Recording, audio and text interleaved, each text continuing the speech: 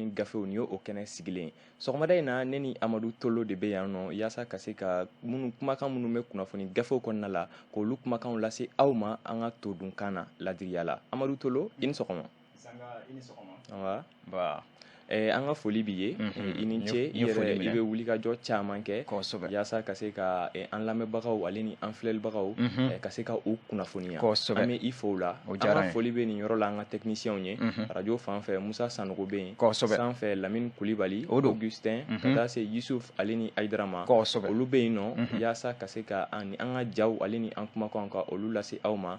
aw sigiyɔrɔ la. Amadu Tolo ko dugubila o ka fisa ni laadala wuli ye e ko yani an ka don kunnafoni gafew kɔnɔna la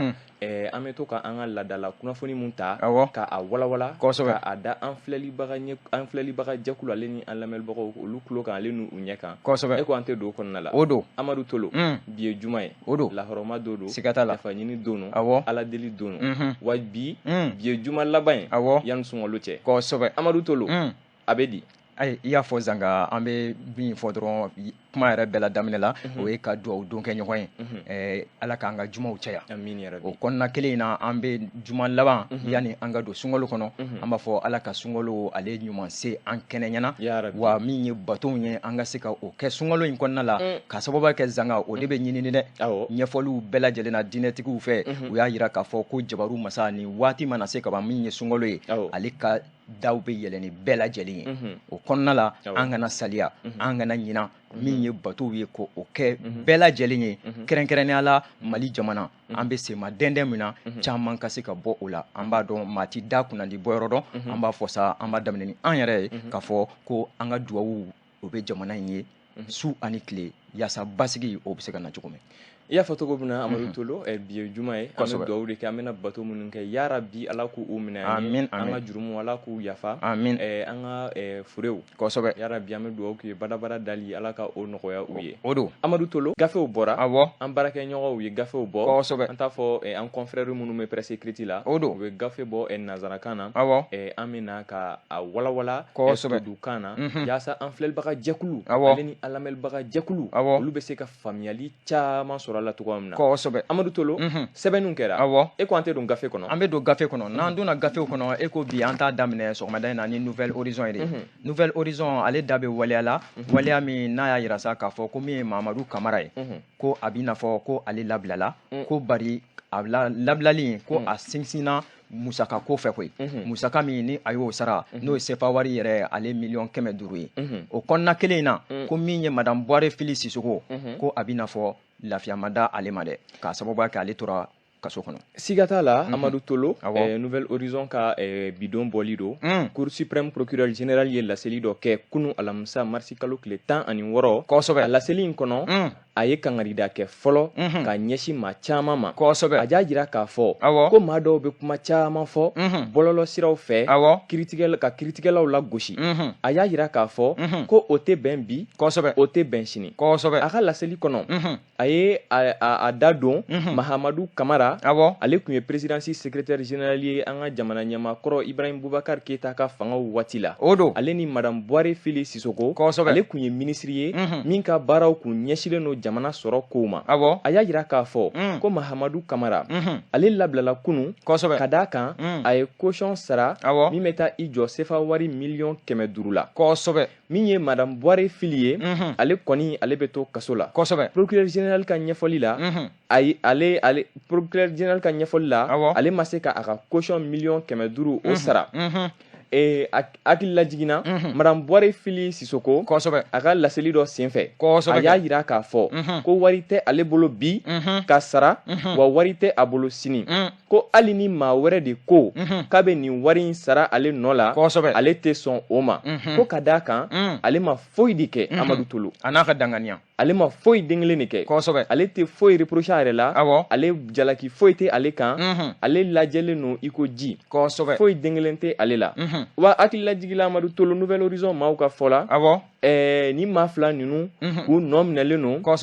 ko la min ye jamana ɲɛmaa ka pankulu min sanna Ibrahim Boubacar Keita Keita ka fanga waatiw la o ko la a yirala k'a fɔ ko ni maa fila ninnu ko siga kun kɛlen no u la yurugu sira fɛ nin ye sɛbɛn Amadu Tolo an ye min bɔ Nouvelle Horizon kɔnɔ kosɛbɛ an bɛ to ale Nouvelle Horizon kelen in kɔnɔ kɛ Zanga siga t'o la ale da bɛ min ye pankuruko la a y'a yira k'a fɔ ko tare k'a bɛna fɔ Mali finitigiw k'u ye pankuru kuraw sɔrɔ siga t'a la Amadu Tolo Nouvelle Horizon toujours kosɛbɛ Assimi Goïta ale bɛ Assimi Goïta mena an ka sɛbɛn kɔnɔna la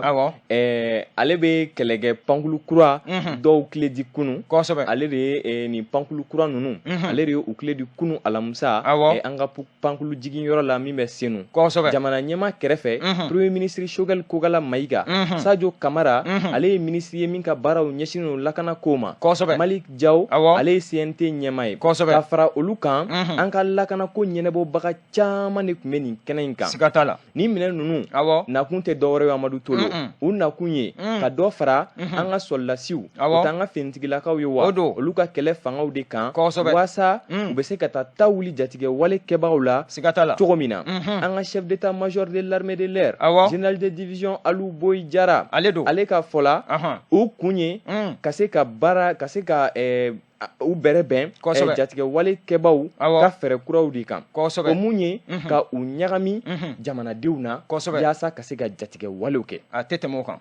Amadu Tolo a ka fɔ la ni minɛ ninnu bɛna caman de fara an ka soldasiw ka cɛsiri kan an'u ka wulikajɔ kan ka se ka jatigɛ wale maaw ka se ka u sɔrɔ u bɛ yɔrɔ mun na u daga yɔrɔw la u dogo yɔrɔw la ka taa olu la yaasa ka jamanadenw lakana yaasa ka jamana lakana Amadu Tolo nin ye Nouvelle Horizon ka bidon bɔli ye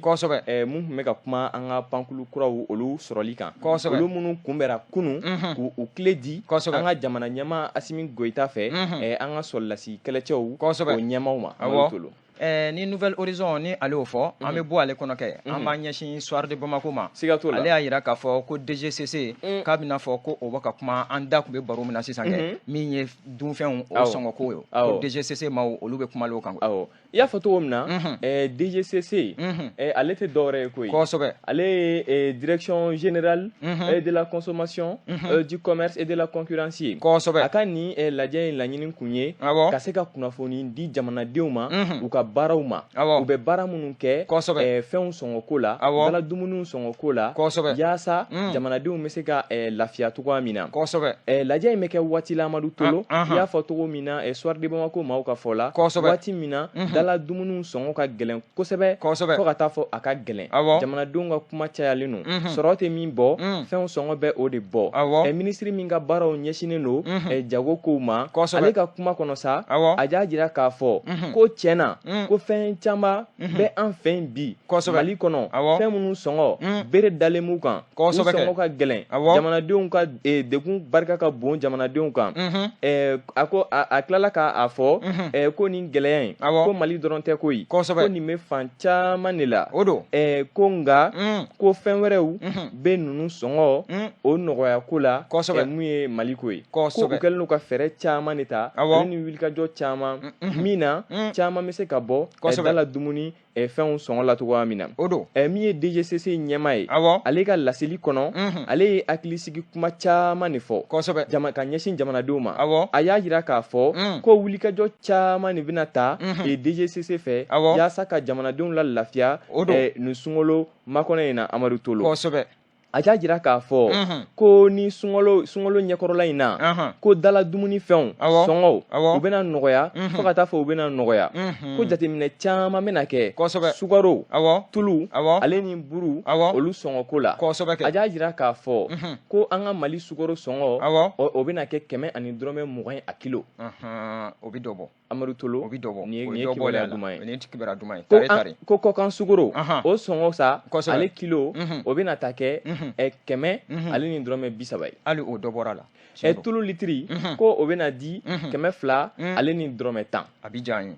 ye farini bɔrɔ o tɛ buruko ye wa yaasa buru sɔngɔ o bɛ se ka nɔgɔya farini bɔrɔ min ye kilo 50 ye o bɛna di 5000 la Amadu Tolo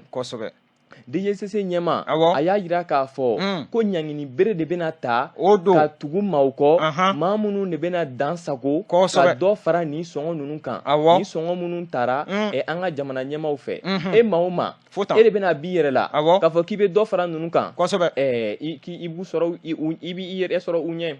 i bɛ u sɔrɔ i ɲɛ Amadu Tolo sabula u tɛna sɔn maa si de ka damatɛmɛ walew ta ka ɲɛsin jamanadenw ma sɔngɔ min bɛna ta jamana ɲɛmaw fɛ subvention de bɛ di maa dɔw bɛ wari minɛ subvention kunkɔrɔ nka u tɛ a prix lawaleya a sɔngɔ tɛ lawaleya Amadu Tolo o bɛ degun belebeleba ye jamanadenw kan DGCC a ye hakilisigi kɛ k'a fɔ ko maaw u kana jɔrɔ o la DGCC a bɛna fɛɛrɛw bɛɛ lajɛlen de ta yaasa nin sunkalo in maaw bɛ se k'a kɛ lafiya la cogoya min na a tilala k'a fɔ Amadu Tolo ko a bɛ welewelekan di jamanadenw ma e maa o maa e de man'a ye Karenikun butigitigi Mayiga Jalo Ture Amadu Tolo k'i bɛna b'i yɛrɛ la yanni i ka sukaro kilo an ka sukaro kilo yanni i k'a di 120 e de y'o di 130 e de y'o di 140 e de y'o di 160 Amadu Tolo ko jamanadenw k'u dɛn ka olu kɔri butigitigi mɛ olu ye ɲɔgɔn dɛmɛ baara don Amadu Tolo o kɔni o ye fɛɛrɛ fɛɛrɛ min bɛna ɲɛ kosɛbɛ sabula jamanadenw t'a dɔn u b'u komi ka t'u jami sɛbɛnnikɛla ka fɔ la a y'a yira k'a fɔ ko nin ko in kɔni n ye DGCC ɲɛma ye ka nin fɔ sabula a b'a dɔn dekun bɛ jamanadenw kan a b'a dɔn ko caman bɛ ka kɛ dogo la min ye ka sɔngɔw dama tɛmɛ ka sɔngɔw ka dɔ far'u kan ka bere ta ka a da u kun o de la sa a ye nin fɛɛrɛ ninnu a ye ninnu fɔ kunu lajɛ fɛ nin ye sɛbɛn an ye min bɔ Soir de Bamako kɔnɔna la Amadu Tolo ni Soir de Bamako y'o fɔ e ko kibaruya an t'a datugu yen Amadu Tolo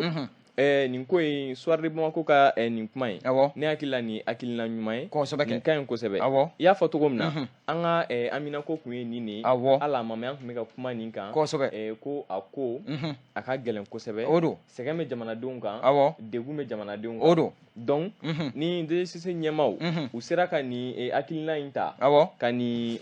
fɛɛrɛw ta yaasa jamanadenw bɛ se ka lafiya cogo min na ne bolo nin ye ko ɲɛnamanba ye nka DGCC ka nin laseli na e y'a ko ye cogo di i bɔra ka mun fɔ sisan o do kɛ ka se ka jateminɛw kɛ min ye sanni feere hukumu kɔnɔna la waleyaw ka nɔgɔya min ye sannikɛlaw bolo o hukumu kelen kɔnɔ sɔrɔ feere kun ye tɔnɔ ko ye bari feerelikɛlaw tɔnɔ damatɛmɛ kojugu o bɛ na ni tiɲɛli ye u bɛ se ka tɔnɔ sɔrɔ hakɛnin dɔ kɔnɔ hakɛnin min ni o bɛ yamaruya o kɔnɔna la min ye DGCC baarada de don baarada min n'a bɛ jamana in kɔnɔ a bɛ waati jan bɔ wagati dɔ yɛrɛ la min ye feerelikɛlaw ye o min ye sannikɛlaw ye o an bɛɛ lajɛlen kasira k'an dama kasi ka ɲɛsin u ma ka ɲininkali tɛnku ko yala u bɛ yen wa yala u tɛ yen wa n'u bɔra ka nin fɔ bi an bɛ fɔ dɔrɔn kuma daminɛ la k'a fɔ ko tare sisan waleya min n'u y'a fɔ a kana kɛ kuma ni cɛ ɲuman ye dɛ u ka waleya ka jateminɛba kɛ min ye sanni feere hukumu kɔnɔna la yaasa sɔrɔ bɛ se ka nɔgɔya an bolo cogo min sanga Amadu Tolo i y'a fɔ cogo min na nin ye ko ye min jateminɛ barika ka bon kosɛbɛ an ka kuma daminɛ la an tun bɛ k'o de fɔ i b'a ye sunkalo ɲɛkɔrɔla la jamana ɲɛmaw u bɛ kuma caman fɔ u bɛ miirina caman di nka i b'a sɔrɔ lawaleyali la o kow tɛ yen nɔ tiɲɛ yɛrɛ la donc i y'a fɔ cogo min na kuma kana na dan birokɔnɔ kuma ma ka kunnafonidilaw wele ka kumaw fɔ an ye nin ta an bɛna nin laɲini kɛ Amadu Tolo i y'a fɔ cogo min na suivi de ka ɲi a ko la ka tugu a kɔ ka a lajɛ décision minnu taara est ce que jamanadenw bɛ k'a lawaleya est ce que feerebagaw u bɛ k'a lawaleya est ce que fɛn minnu sɔngɔ fɔra u bɛ ka sɔngɔ in u bɛ ka a di o la walima u bɛ ka dɔ fara a kan u ni ɲangili min ka kan o ka ta ka u sɛgɛrɛ ne hakili la o de y'a kɛcogo ɲɛnama ye awɔ i y'a o mun fɔ sisan n'o kɛra kaban an b'a dɔn k'a fɔ don nataw kɔnɔna la maaw bɛ se ka lafiya o ka sababuya kɛ zangari waati janba kɔnɔna la nin kumaw fɔra o bari min ye a waleyali ye o de ye gɛlɛya belebeleba ye an fɛ yen kɛrɛnkɛrɛnnenya la Mali jamana kɔnɔna la an ye sariya caman ta n'i ko k'i bɛ sariya ninnu yɛrɛ fara ɲɔgɔn kan sa an b'a fɔ kuncili t'a ban koyi bari a sariya kelen kelenw yala u bɛ waleya wa yala u tɛ waleya wa gɛlɛya yɔrɔ ye nin de ye min kɔni ye DG Sise ka nin ŋaniya ye an b'a dɔn k'a fɔ ŋaniyadi don min jara jamana kɔnɔden bɛɛ lajɛlen hali ni an ma bɛɛ lajɛlen ɲininka fɔlɔ siga t'a la o k'a sababu kɛ ni dɔ bɔra sɔrɔ tagabolo la min ye sanni fɛnw ye ni dɔ bɔra olu daw la o de bɛ nɔgɔya bɛɛ lajɛlen ma waati bɛɛ lajɛlen kɔnɔ koyi jango an b'an sɛnsɛnna ka se wagati gɛlɛnba min ma n'o ye sunkalo ye n'o kɛra kaban an b'a dɔn k'a fɔ waleya caman bɛ yen nɔ maaw na se ka sun tigɛ lafiya kɔnɔna la maaw na se ka sunakariw di lafiya kɔnɔna la maa na se ka don ɲɔgɔn jigi ma saraka bɔw yɛrɛ hakilina kɔnɔna la sunkalo bɛ o bɛɛ lajɛlen de kofɔ koyi bari ni ne ka musaka yɛrɛ tɛ n yɛrɛ fa fɔlɔ a tɛ n yɛrɛ yamariya ka waleya kɛ n bɛ min saraka bɔ yɔrɔ ɲininkali b'o la